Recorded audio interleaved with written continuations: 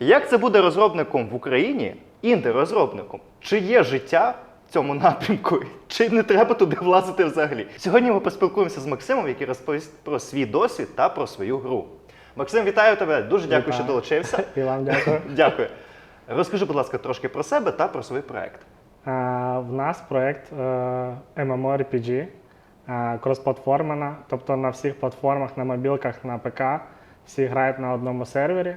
У нас зараз сервер може витримувати до 15 тисяч людей. В нас гра з основним упором на PvP, ПК, тобто на соціальний аспект більше. Також ми зараз додаємо багато механік для сінглплеєру. І гра вже майже на 90% готова, і ми зараз готуємось до глобал релізу взимку. А мене взагалі звуть Максим. Я вже 14 років в геймдеві, займав різні посади, і це проєкт, який ми виношували десь, напевно, з маличку ще, коли грали в різні ігри. Потім ми хотіли зробити свою гру, але зрозуміли, що досвіду не дуже багато, і пішли працювати. І оце я попрацював 13 років і зрозумів, що саме час, коли треба стартувати. Мене ще звільнили, а потім я зрозумів, що треба... Це дуже чудова мотивація. Звільнили, треба щось робити своє. Да. Давай тоді уточнення. Перше, скільки років ви робите саме свій проєкт? Там просто було багато етапів, тобто я спочатку займався ним сам, я прораховував, як це все буде виглядати, робив геймдіз, потім якісь заготовки. Потім ми зібрали невеличку команду, це було років 5 назад, потім років 4 назад я зібрав першу свою команду. Там був я і ще 2 людини. Один програміст, він був другий, це був більш хапався просто за все. Тобто, так само, як і я. Тобто і моделі, і малював, і розробляв геймдіз, і все інше. Потім, вже роки 3 назад, я зрозумів, що без інвестицій ми далеко не приїдемо. І треба вже шукати якісь інвестиції. Ми спробували самі подаватися, але я зрозумів, що ти або робиш гру, або шукаєш гроші на неї. Тому мені треба було знайти собі кофаундера, і оце роки 3 назад я його знайшов, і ми тоді почали вже основну розробку. Після цього вже BizDev, кофаундер, знайшов кошти. Оце коли почалась війна, тобто десь майже 2 роки назад ми вже забустили команду, найняли десь 11 чи 12 людей і почали активну фазу розробки. Ти казав, що 14 років саме в геймдеві. Чи можеш так просто загально сказати, з чим це було пов'язано, які професії? Тому що, так розумію, цей досвід тобі і допоміг вже фактично робити свій проєкт. Я спочатку працював в AR, VR, потім ми створили свою компанію з розробки AR-VR продуктів для різних брендів. Ми 2 роки попрацювали, я зрозумів, що я з клієнтами не хочу працювати взагалі. Потім пішли далі по геймдеву, там були гіперкеш, мідкори.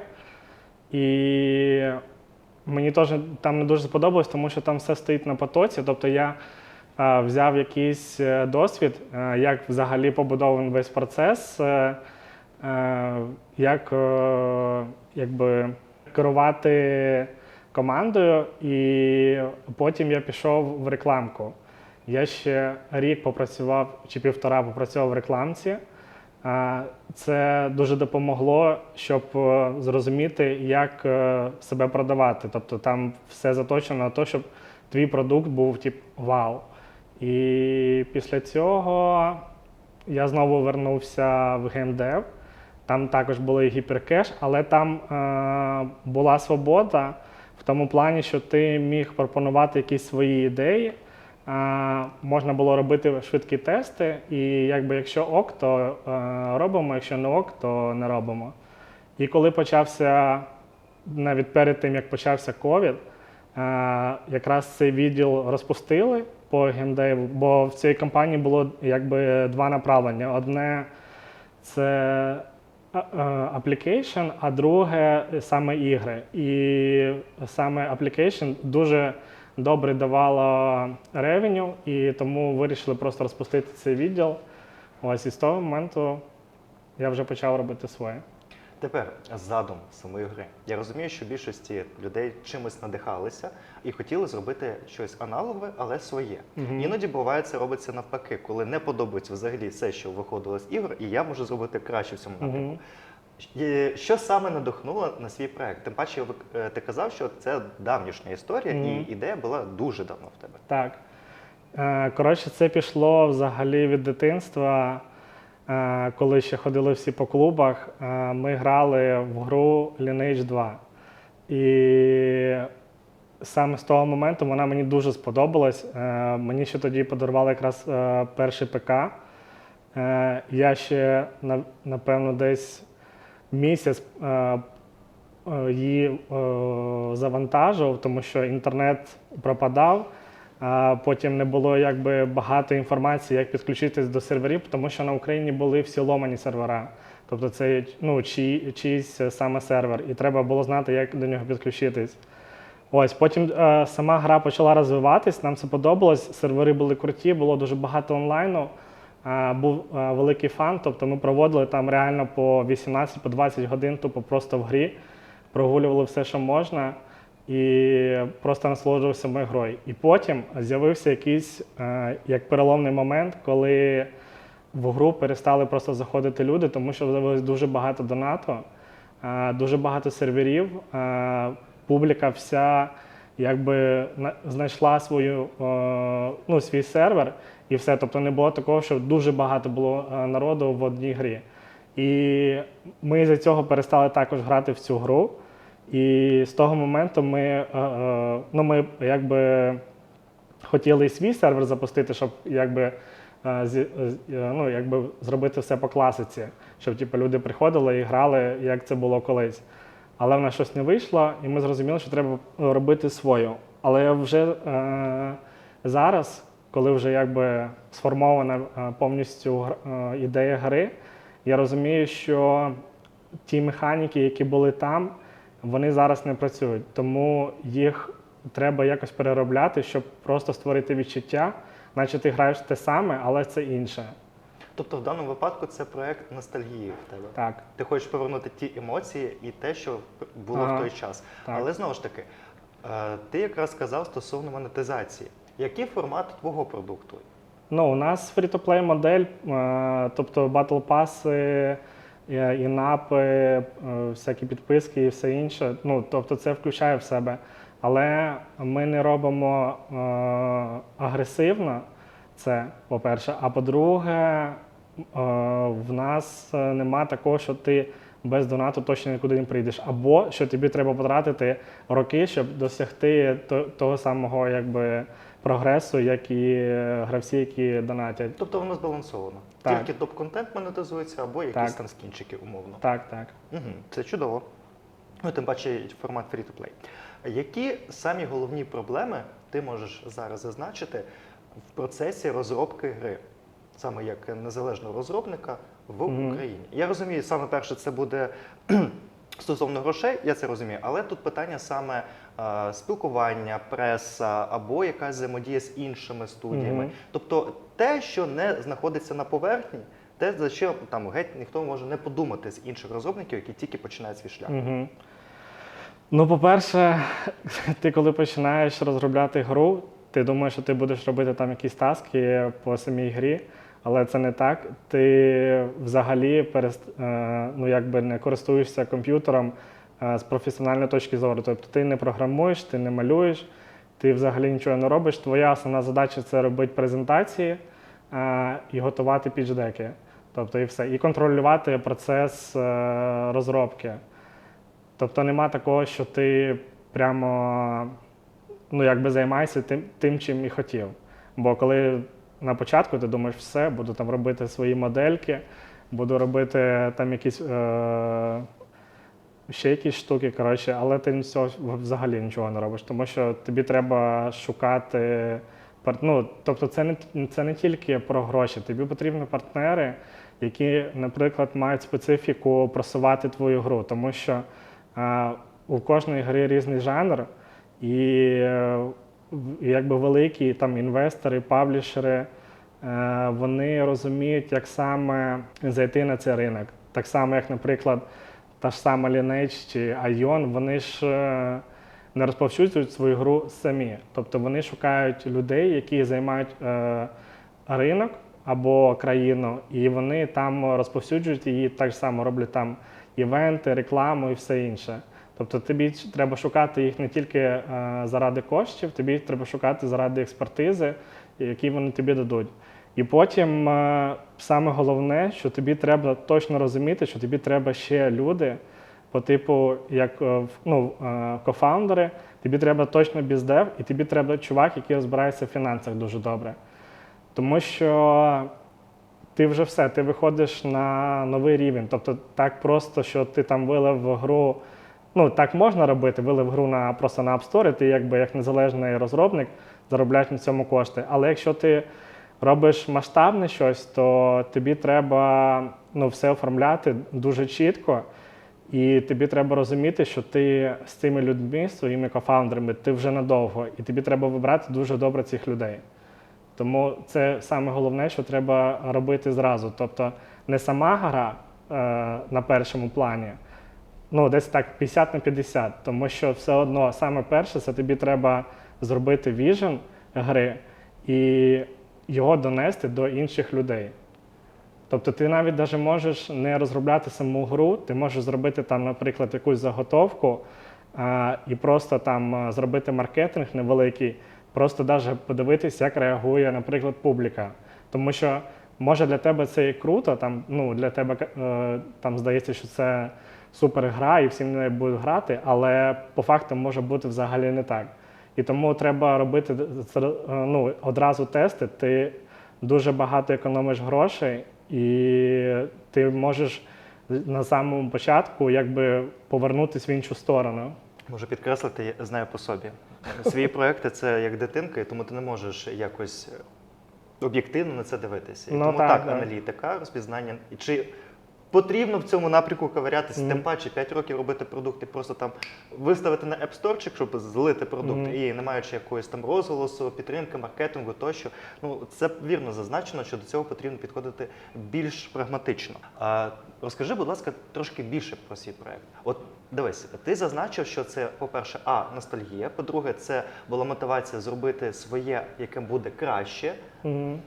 Які самі кращі фішки цього проєкту ти можеш зазначити, щоб, наприклад, людина зараз почула така: оце трошки нове, або там відрізняється від шаблонних схожих проєктів, що має зацепити гравця? Мається на увазі, що має зацепити на ринку, який зараз є. Давай от наразі. В нас нема автобою, в нас нема автопроходжень, в нас взагалі нема ніяких автомеханік, тобто все ти робиш руцями. А потім в нас повністю відкритий світ з ПВП і ПК, і сама гра кросплатформена на всіх платформах, все одно на чому ти граєш, ви будете всі в одному місці. Тобто це що нас виділяє на фоні інших. Тому що дуже багато зараз ММОшок – це ти заходиш, реєструєшся, кладеш телефон на зарядку і робиш свої справи, а гра за тебе грає. Тобто в нас зовсім інше. Але знову ж таки, робиться це для чого? Коли там присутній грін та монетизація дуже агресивна, і коли потрібно, щоб постійно були якісь дії. Тут, я так розумію, такого не буде. Більше у балансі все? Грін буде. Ось і дьявола спіймали. Грін буде, тому що це основа ММОшки. Але просто ми зараз перероблюємо ще механіки, тому що ми зрозуміли, що в нас дуже просідає сама основна механіка – це бій. Ми зараз його переробляємо, щоб він набагато краще відчувався. Тобто, якщо ти гриндиш, то щоб це не було так, що ти там просто сидиш і клацаєш на одну кнопку, щоб все було динамічно, щоб все було круто, і тобі якби було цікаво це робити. Ні, дуже цікаво, тому що я скажу так, з свого досвіду, я дуже не те, що негативно, я не сприймаю ігри формату free-to-play, особливо коли є донат. Тому що в більшості їх, це не за твій проект, зразу зазначу. Я сьогодні хочу додому прийти без сінців. Ось, це стосовно того, дуже велика кількість часу витрачається на гру, яка не має умовного кінця, завершення. Це доволі складно психологічно для більшості людей, коли немає цього умовного фінішу. Тобто дуже багато часу витрачається, іноді грошей, або іноді постійно якісь однотипні дії, знову ж таки грінд, який там виматуючий. Якщо щось таке присутнє в проєкту, має це бути чимось іншим збалансовано. В даному випадку це може бути внутрішній лор, цікава історія, може сюжетна лінія, хоча дуже дивно в таких іграх мати сюжетну лінію. Ось, або всесвіт. То розкажи, будь ласка, про всесвіт. Тобто, що саме? Ну, ми надихалися анімешкою, створені в бездні, Made in Abyss. І мені дуже сподобався цей лор, тобто в нас тому і називається World of the Abyss, тому що в нас така сама ідея. Тобто ми хочемо, в нас є перший зараз рівень, це як вхід в саму, в саму цю прірву. Безодню. Безодню. І там 9 рівнів будуть різних, які будуть відрізнятись від інших по стилістиці, по наповненню і по сеттінгу. Тобто це перше, тобто це в нас такий лор. І друге, тобто в нас немає такого, що там, наприклад, ми якось відрізняємось там суперкрутою історією чи щось ще. У нас головний упор, тобто ми хотіли зробити на соціальний аспект. Тобто ми хочемо, що тобі там, в нас немає такого, що, наприклад, якщо ти 80-й і там тебе б'є 50-й, то в нього якби немає взагалі шансів. У нас більш збалансовано так, що кожен має, якби, якщо в нього прямі руки, то він може злити любого іншого чувака. І на цьому в нас це якби створено. Тобто люди, щоб спілкувалися між собою, створювали клани, робили осади на інші клани, там робили осади на замки, ходили, брали паті, ходили на ворлд-босів і, наприклад, щоб їх там в кінці приходили в другий клан і просто зливав в самому кінці, і вони забирали нагороду. Тобто в нас більш все якби йде до того, щоб люди просто робили контент між собою. На цей core loop, а от це mental core, то, що люди створюють самі собі, якби Самі себе розважають. Так. Ви просто даєте платформу для спілкування, для фану, а вже подальше спілкування або розвиток гри залежить від гравців в даному випадку. Так. Це доволі цікаво. Ми надіємося, що так. Але коли ми робили Є тест... сумніви? Сумніви завжди є, тому що в нас, наприклад, немає бюджету, щоб, наприклад, протестувати на великій кількості людях. Але те, що ми тестували там на Worldwide, то наче всім заходить. Особливо, коли ми оце перед війною, у нас була домовленість з тими людьми, які нам дали гроші. Нам зробили буст по своєму ком'юніті, і ми тоді якраз ще заливали там на свої кошти трафік. І коли реально ти заходиш в гру, і там зразу в тебе на екрані там 30-40 людей, і вони щось роблять, то контент створюється сам по собі. Тобто це і тоді в нас якби ретеншн дуже піднявся. Тобто в нас там 30-й день був там 3-4%. Це дуже великі цифри. Коротше, якби це наша основа, і вона наче працює поки. А скажи, будь ласка, на який ринок ви орієнтуєтесь? Ми орієнтуємось на Америку, і зараз ми тестуємо Азію. Але ми думаємо, що Азія нам набагато більше зайде. По типу Японія. Теоретично так, тим паче, якщо ти кажеш, що формат дуже пов'язаний з анімацією, аніме напрямком, і там більше, до речі, сприймають формат ММО, ніж в Європі. Плюс там багато людей і трафік набагато дешевше, але треба тестувати, тому що Ну, ми можемо, наприклад, залити Індію там по, я не знаю, по 1 центу за користувача, але це буде коштувати нам за сервери просто космічних грошей. А Індія не дуже платіжно-спроможний ринок, і тому ми будемо собі це робити як стріляти в ногу. Я зрозумів. Я сподіваюся, що підтримка регіону України це не буде стріляти собі в ногу. На Україну ми будемо виходити тільки тоді, коли в нас буде вже на 100% повністю готова гра, тому що в нас гравці, ну, ми проливали на Україну, але треба розуміти, що якщо, наприклад, в Америці ти заливаєш, то в тебе є більший депозит на те, що там в тебе є якісь баги чи ще щось. Якщо ти заливаєш на Україну, то треба розуміти, що треба, щоб в тебе вже було точно якби все ідеально, тому що вони одразу будуть заходити і ставити погані відгуки, і коротше це не дуже. Але в нас 100% буде локалізація українська, це на глобал релізі. І ми, звичайно, в нас доступна в Україні версія.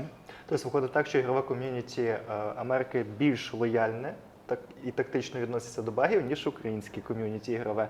Це як ремарочка для Твіттеру стосовно шакалічих експресів і деяких моментів розголосу. Ну так. Бачите, люди вас бояться. Ігрові студії вас бояться. Майте совість. Питання, дивись, наступне.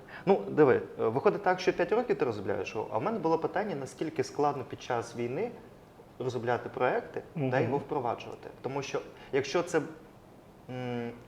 не те, що нереально, а складно було в звичайні дні спіймати інвестора, розвивати продукт проекту, то зараз для мене здається, що взагалі просто нереально це зробити з економічної точки зору, з точки зору людей, які можуть грати, купляти гру тощо. Ну і плюс, хто приїде в Україну, що принесе тобі кейсик, я хочу проінвестувати в твою гру. Так. Що ти скажеш з приводу цього? Насправді, якщо дивитись зі сторони фінансів, то набагато важче, ніж було раніше, але там просто чому було раніше легше, тому що, як би це погано не звучало, нас ніхто не сприймав. Тобто ми для ринку іншого, Америка, Європа, ми якби були як наш сусід, грубо кажучи. І вони дуже багато робили проєктів, і на Україну якби ніхто ніколи не розглядав. Але зараз, із-за того, що ми якби відокремились, нас тепер точно всі знають, що ми Україна, і ми робимо свої проєкти, зараз для них ми якби no-name, і про нас нічого не відомо.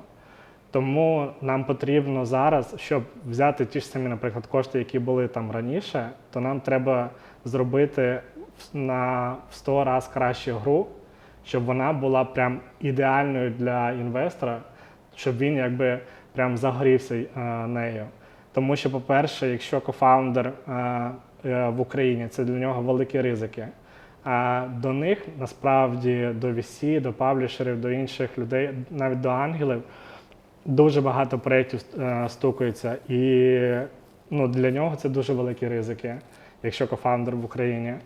Тобто з інвестиціями набагато складніше стало, але якби тепер ми точно відокремились і тепер точно знають, що є українські розробники, і треба просто робити набагато краще гру, ніж ви планували. Тобто ми зараз також робимо. Ми планували, наприклад, одну графіку, вона зараз там на мобільних пристроях, але ми зараз розуміємо, що ми на цій графіці більше не проїдемось.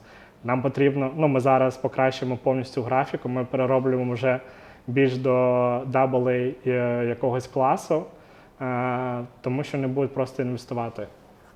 Так, є і умовні критерії. Але слухай, думка дуже цікава, тому що я дивився на це з призми того, що, що нас ототожнювали з нашими сусідами, і це впливає на те, що ми були нецікаві для інвесторів. Мені здавалося, це просто пов'язано з тим, що там немає в нас великої кількості студій, або не було великої кількості проєктів, тобто і нас просто так умовно оминали. Тільки з цієї точки зору? Ні, у нас багато студій. Чому? У нас багато проєктів. робилось. Просто як це було там до війни. От, наприклад, українська студія, вона робить проєкт. В неї найлегший вихід на Америку, наприклад, чи на Європу, щоб підняти інвестиції, це йти якби через сусіда. Тому що, по-перше, у вас язик, це мова, тобто тобі треба англійська або іспанська, або португальська, куди ви там йдете, на тій мові вам треба спілкуватись. В основному англійська, але може бути різні ситуації. І тобі якби було набагато легше. І тому якби і не було українського ринку геймдеву. Ні, були студії, наприклад, там Stalker. Я, наприклад, за метро взагалі не знав, що це українська студія, але тепер знаю. Тобто все таки було. Тобто ми йшли через найлегший спосіб, і якби ніхто і не думав там стукатись зразу до Європи, казати, що ми Україна, давайте працювати разом і все інше. А знаєш, чому так? Чому ти не знав, що це українські студії? Тому що наші сусіди дуже полюбляють ставити свої ярлички, що борщ їх і все інше їх. Із-за масовості інформаційного поля, що вони постійно присвоювали собі ці проекти, продукти, є просто загальна думка, що типу це відноситься до них. Так. А нефіга. Ну так, це насправді просто саме погане, але просто ніхто не звертав уваги на це. Але зараз? Таке питання. Я розумію, що зараз дуже рано думати про це за наступний проєкт. Але все ж таки, я розумію, за 5 років все рівно виникали ще додаткові ідеї якихось інших тайтлів, іншої гри. От є в тебе вже якийсь такий задум якоїсь іншої гри, іншого проєкту? Можливо, він кардинально буде відрізнятися від того, що ви зараз робите? Коротше, взагалі не виникало, тому що 5 років, коли ти розробляєш, це дуже масштабна гра. І ти, коли її розробляєш, всі ідеї ти можеш якби додати всю гру. А в нас, звичайно ж, коли ти готуєш всі документи, в тебе є план як мінімум на 10 років, тому що якщо в тебе немає цього плану, то ніхто на тебе взагалі не дивиться. А з приводу питання, що б я хотів створити, то це я хотів би створити таку гру по типу, як першому гравцю приготуватись. І от іменно з цими якби девайсами. Тобто, коли ці девайси, по-перше, їх зроблять, по-друге, щоб вони коштували весь сетап повністю, як, наприклад, PS5, то тоді реально можна зробити такий крутий проєкт, куди будуть заходити всі люди і грати в один проєкт. Тобто це можна туди запхати все, що хочеш. Хочеш якийсь гольф, хочеш баскетбол, хочеш просто постріляти, хочеш сходити на боса чи ще щось. Це все може бути під одним куполом. І якби гравця буде дуже сильно запихувати туди погружання. Погружають людину в цю гру, самі девайси, і це буде дуже круто. Тому що насправді якби самі девайси витягують, можуть тягнути таку графіку, але вони зараз не дуже доступні для мас-маркету. Так, але чекай, якщо згадаєш фільм, там ж все звелося до негативу. Те, що у людей має бути реальне життя, а не тільки ігрове життя. А ти зараз так і дрізуєш, щоб туди запихували всіх, і всі там постійно знаходилися, грали, то. Зараз, коротше, нас переде інтерв'ю на теорії змови, що ці девайси вже давно є, ми знаємо про це, просто вони коштують трошки дорожче, ніж PlayStation 5. Там, якщо порахувати, декілька PlayStation 5. От до чого ви ведете? Ви хочете таку гру зробити командою? Так. Якщо наступить колапс всесвіті, люди будуть постійно знаходитися у віртуальній реальності. Знайдіть це відео, інтерв'ю і знайте, хто це почав. Це ж буде круто. Я не думаю, що буде круто, коли тебе знайду після цього. Окей, я якраз хотів запитати тебе про проєкт мрії, і от вийшло автоматично. Зазвичай в цьому контексті я питаю про існуючі проєкти або ігри, до яких ти хотів би розробки долучитися, маючи, наприклад, свій погляд. Наприклад, якщо б я працював над грою Diablo 4, я б зробив би інакше. І це було б Огонь. Та ні, в мене такого немає. Типу, це проєкт повністю закінчений. Тобто люди, там багато тестерів було. Тобто вони робили продукт не для всіх, а там якби для якогось круга людей. Просто дуже великого круга. І вони ж проводили тести, тобто все це підраховували, там сидять дуже розумні геймдизайнери і все інше. Тобто я не бачу сенсу лізти комусь в гру і, типу, ти зробив не так, давай там зробимо по-іншому і все Ні, інше. це просто особиста думка, не більш того. Ні, просто в мене такого навіть немає. Наприклад, я зараз тестую всі ігри, я собі спеціально купляю всі нові ігри, і я їх тестую, і я дуже багато механік дивлюся, які вони зробили. Тому що, коли ти розробляєш свій проєкт, наприклад, дуже-дуже довго, в тебе очі якби замилюються, і ти дуже багато чого не бачиш. А зараз ще й якби дуже багато гравців через мобілки і все інше, вони якби вони не дуже люблять складні ігри. Але це ж великі бренди, і їм треба робити якби складні масштабні ігри. І вони дуже сильно оптимізовують якраз таки цей процес, щоб заохочувати велику публіку людей, тобто нову публіку, тому що на старої вже якби не дуже сильно приїдешся. І я, наприклад, дуже люблю заходити в нові ігри, дивитися, як вони це зробили, як вони там якісь складні механіки розповіли про це своїм гравцям і все інше. Тобто я просто наоборот, навпаки, беру просто в них приклад, як мені це зробити у себе в грі. Угу. Тобто вони мене повчають, не я їх повчаю, а вони мене. Чекай, ти ж свою лінійку робиш? Ти вже повчаєш автоматично. Да. Така лінійка, я не знаю, по-моєму. Вона ще жива. Я якраз, хтось мені за це казав, теж питав, вона ще жива? Так, жива. Дивись, наступний блок – це звернення до глядача. Тут ти можеш повністю що завгодно сказати. Там, посил за свій проєкт, закликання підтримати тебе, або, я не знаю, тобто, знаєш, вільний мікрофон. Що хочеш, то кажи. Я б насправді просто хотів би, щоб дуже багато, тобто тобі ж не обов'язково, наприклад, збирати там команду, робити великі тайтли і все інше. Я б хотів, щоб просто розробники робили свої продукти, щоб в нас їх було дуже багато, щоб в нас так само створювались великі студії, які будуть інвестувати в проекти, куди можна податися, щоб наші ігри також на всьому ринку презентувалися, щоб на там всяких Gamescom, ми, до речі, там теж були. Ми до цього повернемося, продовжуй.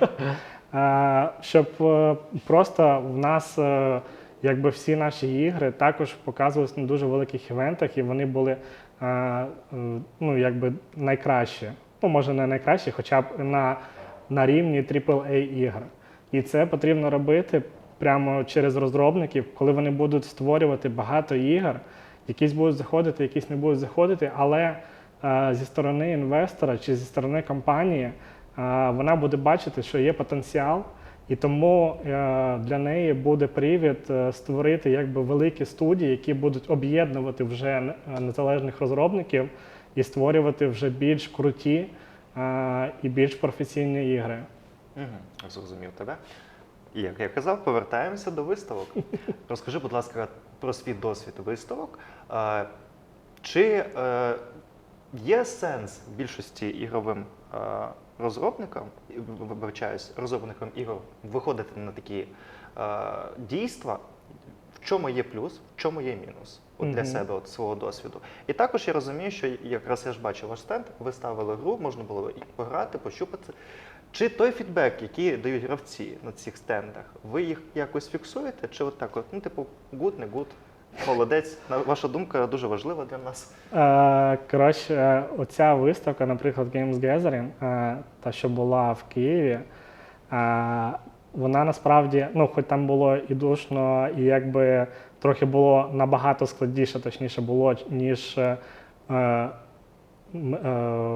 позаминулого році. Але був прикол в тому, що зараз всі перейшли на українську мову, багато людей ще не дуже адаптувалися, тобто вони ще думають, що кажуть. І тому, коли до тебе зараз підходять гравці, як до нас підходили, ми коли чуємо фідбек, він дуже тактичний. Тобто ми розуміємо конкретно, що треба змінити, або що треба додати, або що класно, а що було б круто ще змінити. І от такий фідбек дуже гарний, тому що позаминулому році там було типу мені не подобається і все. Ну, щось в такому плані, тобто ти не збирав достатньо якби добрий фідбек. З цієї виставки ми вже зібрали. Тобто ми вже зрозуміли, на що нам треба орієнтуватися, що змінити. І плюс на цій виставці мені здалося, що паблішери, наприклад, чи VC, вони якось, ну, ти їх зразу бачив. Тобто на тій виставці їх наче не було взагалі видно, а на цій ти точно знаєш, що це VC або паблішер, і ти можеш з ними поспілкуватися. Тобто, якби всі в одній купі важко, але набагато більше досвіду, плюс фідбеку, плюс ми, наприклад, там взяли фідбек. От, наприклад, навіть сам фідбек від VC чи паблішера, це дуже круто, тому що ти коли пітчиш, ти йдеш в холодну, і ти потім не можеш зібрати з нього фідбек. А тут тобі зразу на виставці чувак, в кого є гроші, він тобі може сказати, що йому не сподобалось, і ти зразу це зрозумієш і можеш якби це пофіксити і наступного разу вже бути кращим. Ось. І з приводу того, що треба чи йти розробникам, треба розуміти, на що ти туди взагалі йдеш. Тобто, якщо в тебе є продукт і ти хочеш його обкатати, то окей, типу, можна піти, типу, зібрати фідбек, але треба зразу розраховувати на те, що цей фідбек може бути дуже поганий. Тобто ти повинен розуміти, що це люди, які взагалі не знають нічого про проєкт, у них, грубо кажучи, 3 хвилини подивитися твій проєкт, і тобі треба, щоб гра це сама розповіла про себе. І тому дуже багато негативного фідбеку також зустрічається, якщо там мало контенту чи ще щось. Або якщо ти, наприклад, йдеш за інвестиціями, то тоді тобі треба, на самій виставці дуже мало інвесторів. Тобто це більш про фідбек, більше йде розмова. За інвестиціями може так відсотків просто 10, що залетить рандом і до тебе хтось підійде і може щось сказати, але це дуже маленький шанс. Тобто, якщо ти йдеш за фідбеком, то ти його там отримаєш 100%. Зрозуміло. А тепер для таких, як я, які типу знають ігрову індустрію, але ніфіга не знають ігрову індустрію. Ти дуже багато термінів вказав, саме там якісь посади або там контори, які займаються просуванням ігор. Але я геть не орієнтуюся в цьому. Дай трошечки розшифровки. Коротше, VC – це фонди, або фонд, який інвестує в усе. Тобто це не в нього специфіка не саме в геймдев, але є звичайно VC, які чисто в геймдев вкладаються, але їх дуже мало. В основному VC – це люди, які входять в компанію, вони інвестують в розробку і маркетинг, вони тобі не дають ніякого там, допомоги там, по маркетингу чи в саму гру не лізуть. Вони беруть тільки процент від компанії, тобто VC – це інвестор, це фонд, в якого є кошти, вони входять саме в компанію, не в гру, а в компанію. І беруть за це відсоток і інвестують в тебе. Тобто це компанія з інвестиціями для розширення та масштабування не знаю, балансу, умовно, компанії, де вони мають якусь там частину. Так.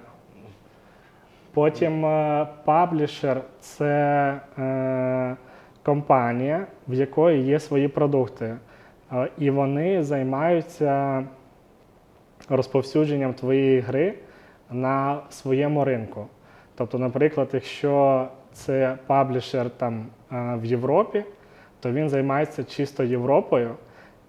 Ти передаєш свою гру йому на аккаунт, він забирає від 50% гри від ревеню стріму, від грошей, які приходять з площадок, на які ти публікуєшся.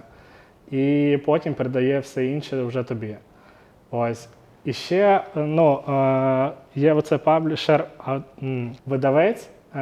Коротше, я їх розрізняю, тому що для мене паблішер і видавець – це трохи дві різні речі.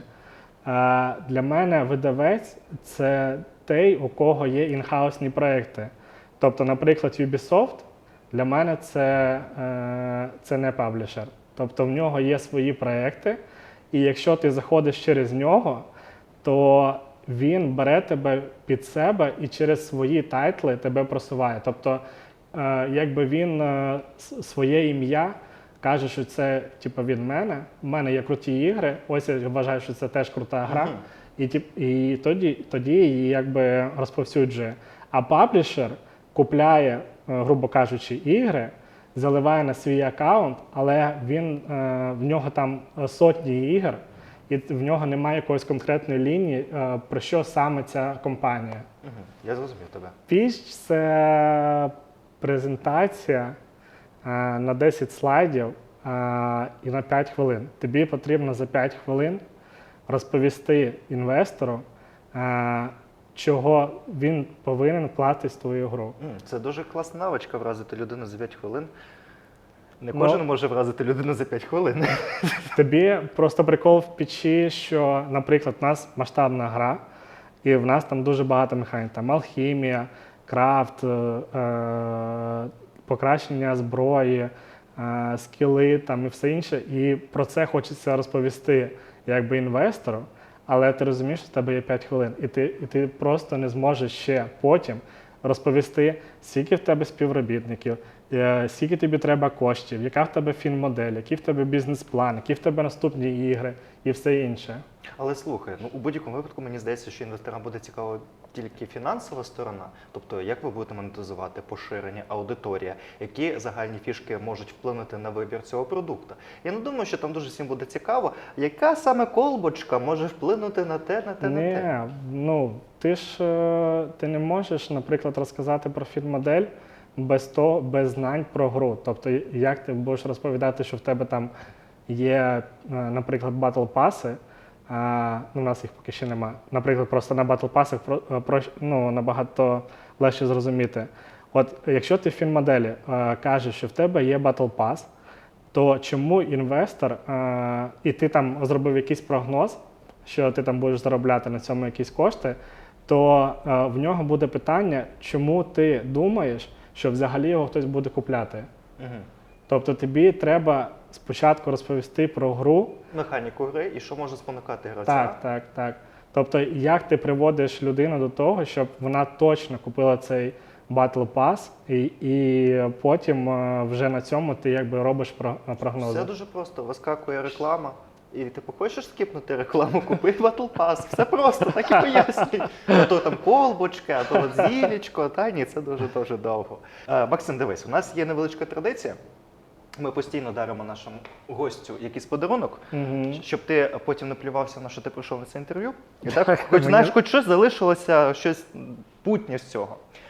Я спочатку планував один подарунок, але продюсерка моя сказала, ні, спочатку треба дізнатися більше людину. І оце от ми тебе на курильці, як завжди, всі питання вирішуються тільки там, ми дізналися трошечки про твої вподобання. То я ж хочу тобі подарувати це як, не знаю, спогад про нашу інтерв'юшку, те, що ти був у нас, і коли цей шпиндик буде в тебе десь біля комп'ютера, коли ти будеш натиснути кнопочку реліз гри, і ти будеш дивитися, а ми якраз розмовляли про цей проект. Круто, дякую вам велике. Дуже дякую, що завітав до нас. Я зичу, щоб у вас скоріше вийшла гра, щоб це був обалденний проект. Також глядачі, якщо ви дивитеся, обов'язково посилання на цей проект я зазначу. Пограйте, потестіть, підтримуйте українського виробника. Там в випадку виробника ігор в Україні. А блогери, колеги, будь ласка, також долучайтеся та розповідайте про проекти, підтримуйте наших розробників. Дякую тобі ще раз. Дякую, па-па.